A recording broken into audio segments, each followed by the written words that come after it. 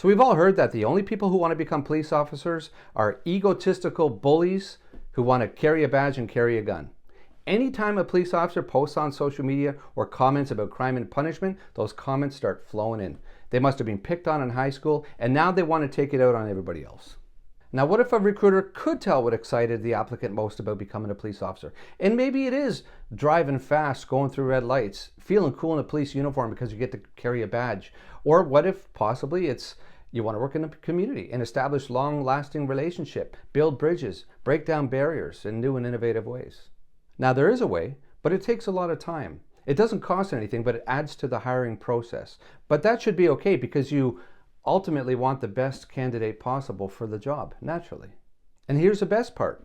That candidate who wants to be a police officer, they may be showing their real motives on why they want to get into law enforcement without even realizing it. So how do you do that? It starts with social media again, monitoring social media in a different way.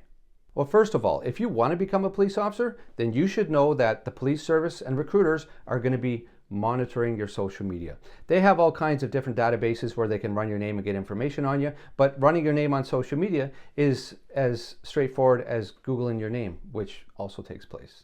All right, bit of a side note here and a story, because every time I make a video, I tell a couple stories. When I first started using social media as a police officer, I would put out these messages every now and then aimed at those interested in a career in law enforcement. I would tell them to be careful what they post online because anything you post can and will be used against you. A bit of a play on words, I know that.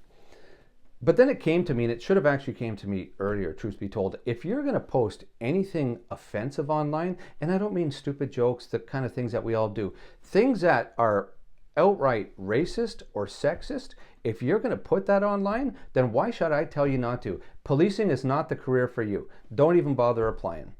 Now, as a police officer on social media, I would post several times a day. If you'd followed me for any length of time at all, you know it started on Facebook, then Twitter, Instagram, TikTok, you name it. And most of what I would post had to do with community engagement. I was a community engagement officer and working in schools and such, and I posted a lot of content of me out in the communities, interacting with the public, again, using those code words in new and innovative ways. I was also part of something called the Safe Walk program. So from the outside looking in, that program, it looked like a police officer and some community members walking kids to school. I mean, what's the point, right? Waste of resources. But what you saw and what we posted complemented what you didn't see. So the Safe Walk program was started a few years earlier than police got involved by community members who were trying to take their community back. There was a high rate of all kinds of different incidents taking place. There was a homicide, but all kinds of things were taking place in the walkway behind the buildings to the school. And a lot of young kids and high schoolers had to use this walkway to get to and from school. There was robberies, there was all kinds of different things. And it was called the Safe Walk program for obvious reasons. And because of that program, not because of police or something I did, because of that program, what the community did, we were able to drop down those incidents by almost 70%. I would also post about some of the equipment that police use, the police vehicles. I would show inside the vehicles, the computer systems, the lights. I would post some of the use of force options that police officers had available to us on our vests and such, our pepper spray, baton. I would talk a little bit about the firearms that police carried and often had in our vehicles with us. Now, my posts where I would show some of the high-powered firearms and talk about some of the adrenaline rush type of calls that police officers would attend, they always did the best. Now, why is that? Now, because I paid very close attention to the people commenting on my posts, I started to see a pattern, and I started to recognize names or usernames of individuals who would comment on my posts. I started noticing there was definitely a difference and maybe a bit of a disconnect between those who would comment on those high adrenaline positions, such as the emergency task force jumping out of the back of the trucks ready to go, and officers just connecting with the public, maybe at a family picnic, doing park patrol, whatever the case is. Some people call those fluff posts.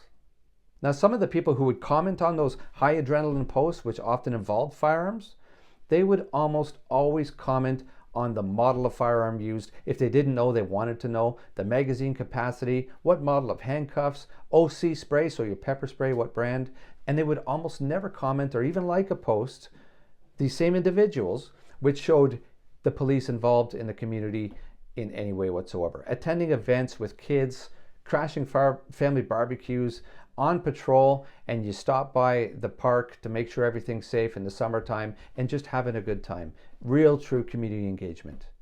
And vice versa. Some of the people who would comment on community events seem to never comment or like a post which showcase any of the police cars or the equipment inside the cars, definitely not the firearms or any police equipment at all, or anything that would talk about arrests or some type of public order. So back to social media. This isn't police just asking you for your social media account so they can check you out online to see if you're a good person or not, because we all know you can't tell if somebody's a good person by what they post online or not. This is next level. Once you disclose your social media handles to the recruiter, they ask you a few basic questions about your online activity.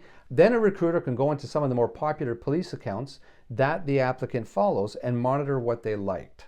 Do you follow them? Do they follow you? They can see how you've interacted with them if you've liked any of their posts.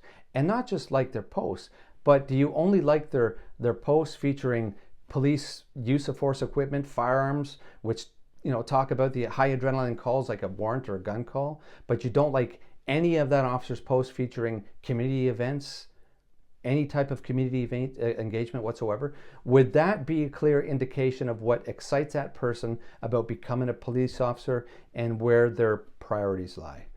So I'm going to make this easy and clear.